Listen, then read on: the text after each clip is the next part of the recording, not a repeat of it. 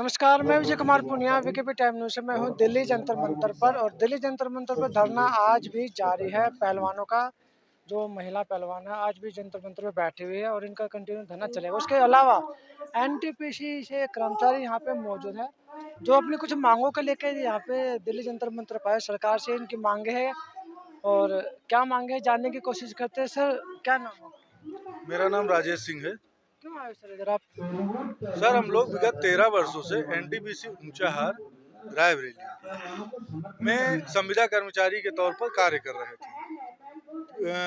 संविदा कर्मचारी थोड़ा खुल के बताओगे क्या संविदा कर्मचारी? ये हम लोगों के बीच एनटीपीसी और रिलायंस का एक जॉइंट वेंचर कंपनी है यूपीएल, उसके अधीन हम लोग कार्य कर रहे थे और हम लोगों को 1 अप्रैल 2023 को बिना किसी कारण, बिना किसी नोटिस निकाल दिया गया है।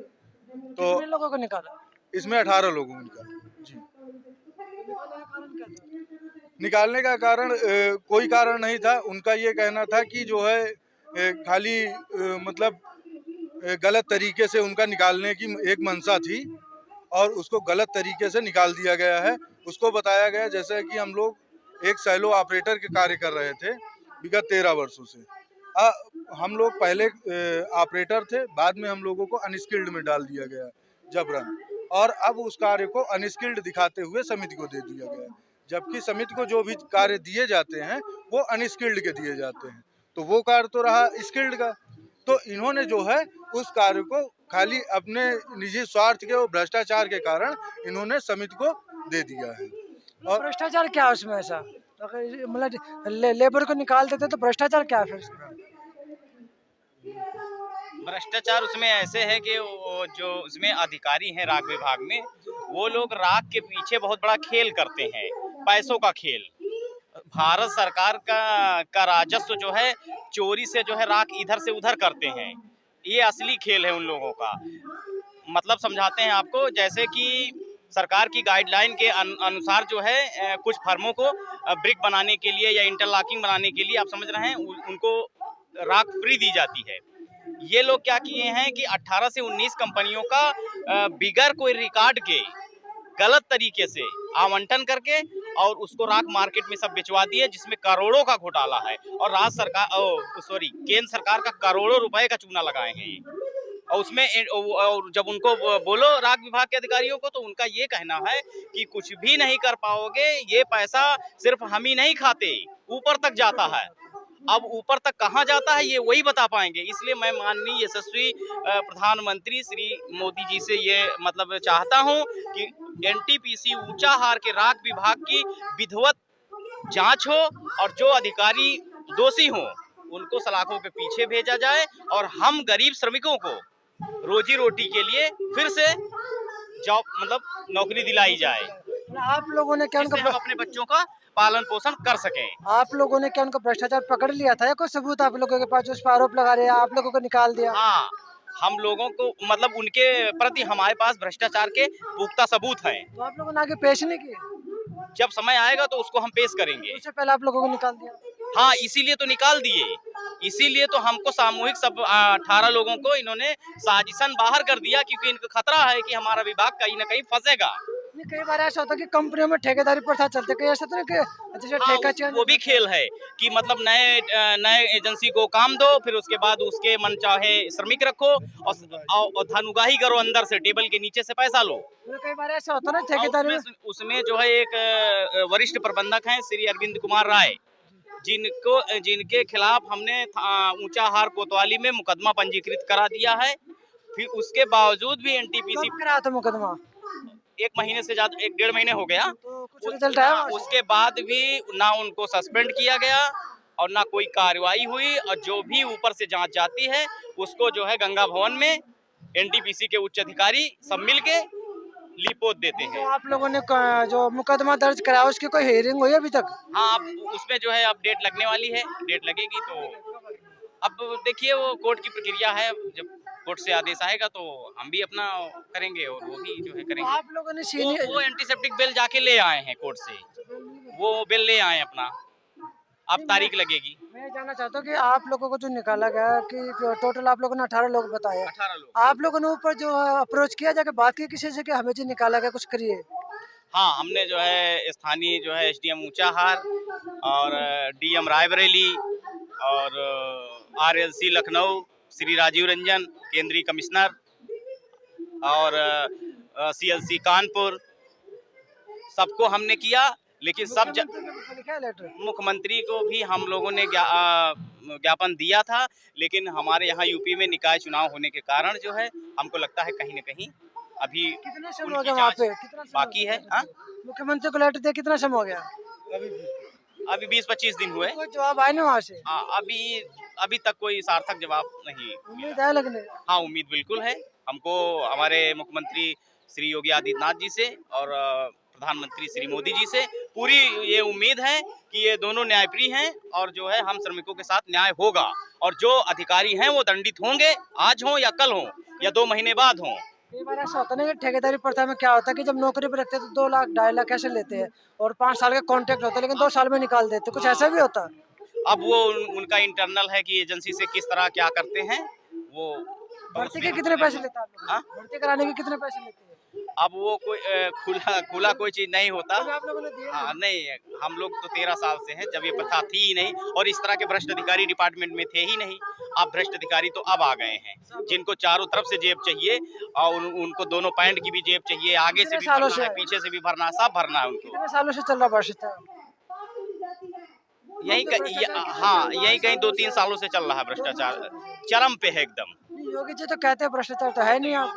योगी जी से रही ये केंद्र का है ना, एनटीपीसी केंद्र की संस्थान है। आते तो यूपी के अंदर ही है ना। हाँ, तो अधिकारी है, अधिकारी भ्रष्ट है ना। योगी जी तो चाहते हैं लेकिन अधिकारी पकड़ा ही नहीं जाता। अधिकारी कितने तेज भ्रष्ट अधिकारी? क्यों नहीं, अधिकारी भ्रष्ट हैं, चतुराई से निकल जाते हैं। आपका नाम क्या है? विनय कुमार शुक्ला नाम है। आपको भी निकाला होगा। जी सर, तो आप क्या कहना चाहोगे?